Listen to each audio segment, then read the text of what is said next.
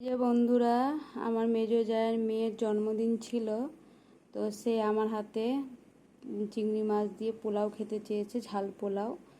তো আমরা ওই পোলাওটাকে ঝাল পোলাও বলি ছোটো থেকে।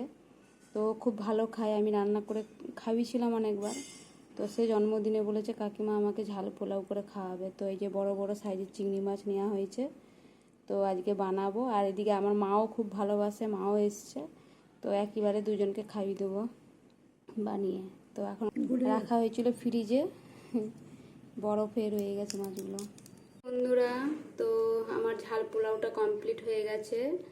তো এই পোলাওটা দিয়ে শুধু এই পোলাওটা দিয়ে ডিমের অমলেট করে ভাল লাগে খেতে। আর ভিতরে দিয়ে দিই সয়াবিন আর ছোটো ছোটো করে আলু আর চিংড়ি মাছ।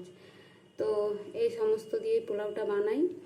তো আমার তো শুধু এইটা দিয়েই ভালো লাগে, আর অন্য কিছু ভালো লাগে না। এবারে যারা যারা ডিমের অমলেট খেতে চায় তো তাদেরকে বানিয়ে দিই। তো বন্ধুরা, আমার জায়ের মেয়ে খেতে চেয়েছিল আর মা এসছে বলে বানিয়েছি। তো আমার রান্না কমপ্লিট। তো পরে যখন খেতে দেবো আপনাদেরকে দেখাবো। বন্ধুরা, এই যে ছোটো মেয়েকেও দিয়ে দিয়েছি ঝাল পোলাও, আর এদিকে মাকেও বেড়ে দিয়েছি, মাও বসে গেছে খেতে।